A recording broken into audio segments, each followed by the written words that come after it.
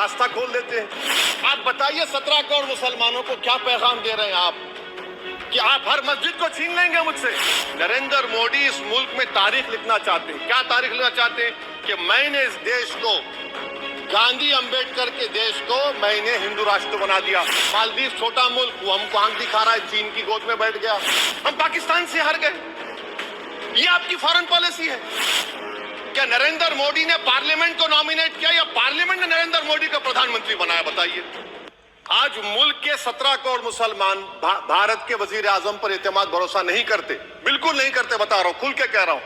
अगर आप आर्टिकल 32 का ड्यू प्रोसेस ही खत्म कर देंगे तो फिर मेरे पास क्या बचेगा सर? क्या बचेगा? मैं तो यहां खड़े होकर वो सुप्रीम कोर्ट के मायानाज बेबाक वकील दुष्यंत दवे की तरह तो नहीं कह सकता। मुझे आज भी रूल ऑफ लॉ में भरोसा है, मुझे आज भी कानून पर, संविधान पर भरोसा है, मगर ड्यू प्रोसेस तो फॉलो होना चाहिए। ड्यू प्रोसेस फॉलो नहीं हो रहा। एक तारीखी दिन 22 जनवरी था, एक तारीखी दिन 31 जनवरी था। सर, रात के अंधेरे में अपील किए बगैर आप आरे लेकर रास्ता खोल देते हैं।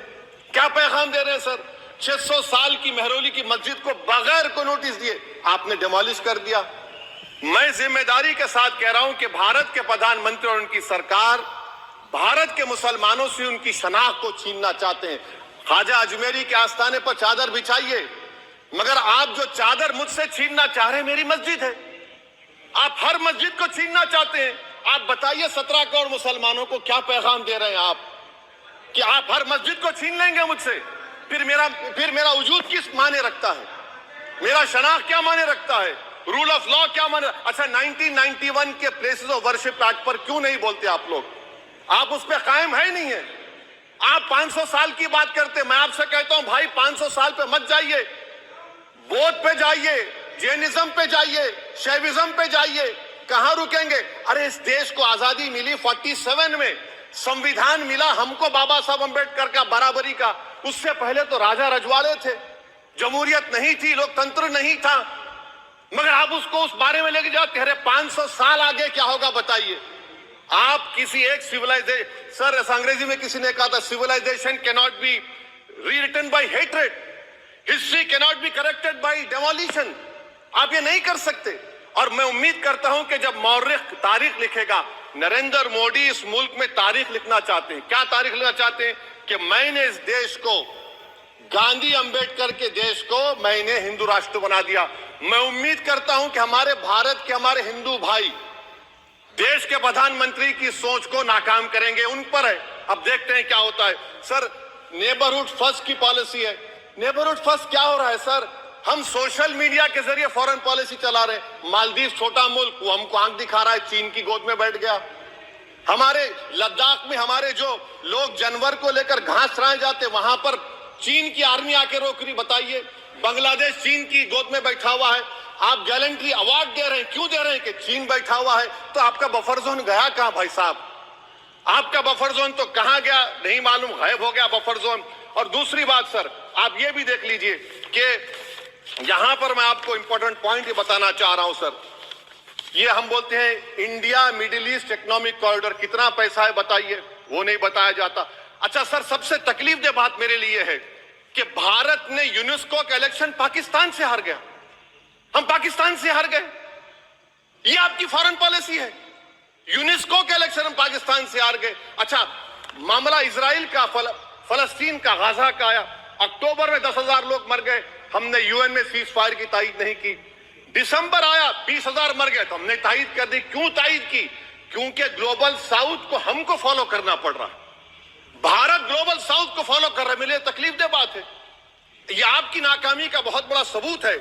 इसीलिए हम बता रहे हैं कि यह सरकार की बहुत से नाकाम। अलीगढ़ मुस्लिम यूनिवर्सिटी, आखिरी पॉइंट, अलीगढ़ मुस्लिम यूनिवर्सिटी। सर, आप उत्तर प्रदेश से आते हैं। सर, 81 में एक्ट पास हुआ।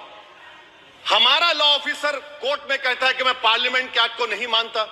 कैसे नहीं मानते सर?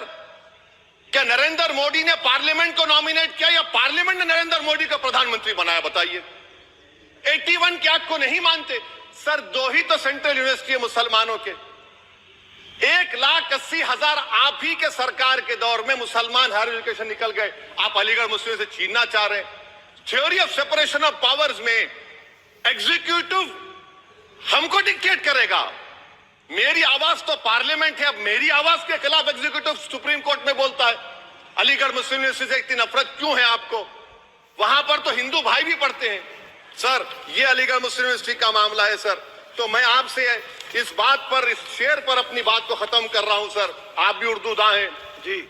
मसीहाओं को जब भी आवाज दी है, अहमद फराज का शेर है जी जी, मसीहाओं को जब भी आवाज दी है पलट कर आ गए हर बार कातिल।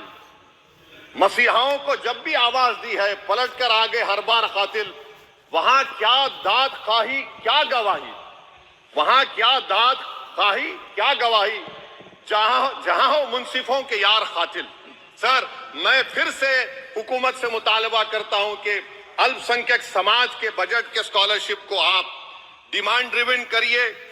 भारत के प्रधानमंत्री प्रधान सेवक रहिए, आप कोई प्रीस किंग मत बन जाइए। आप जीतेंगे, कौन जीतेंगे देश तय करेगा, मगर याद रखिए 17 करोड़ मुसलमान आज गम और गुस्से में हैं और इस बात को महसूस कर रहे हैं, कि प्रधानमंत्री को हम नोट नहीं दिए मगर हमारा प्रधानमंत्री है। आखिर ये प्रधानमंत्री 17 करोड़ मुसलमानों की उनकी शनाख्त को कैसे मिटा रहे हैं, कैसे उनको आप मार्जिनलाइज कर रहे हैं। इसीलिए सर, मैं उम्मीद करता हूं कि हमारे सेकुलरिज्म जो है, वो मैं पॉलिटिकल सेकुलरिज्म कभी नहीं माना, जो सेकुलरिज्म संविधान में लिखा गया उसकी हिफाजत करेंगे। मुल्क अहम है, वरना याद रखिए आप चुनाव जीते या हारे, मगर अगर आप 17 करोड़ एक जनता को आप गैर यकीनी कैफियत पैदा कर देंगे, ये देश के हित में नहीं होगा। बल्कि हम तो उम्मीद कर रहे हैं कि ड्यू प्रोसेस अदालत फॉलो करेगी। अदालत अगर एक तरफा फैसले करेगी तो गलत होगा सर। बहुत बहुत शुक्रिया। श्री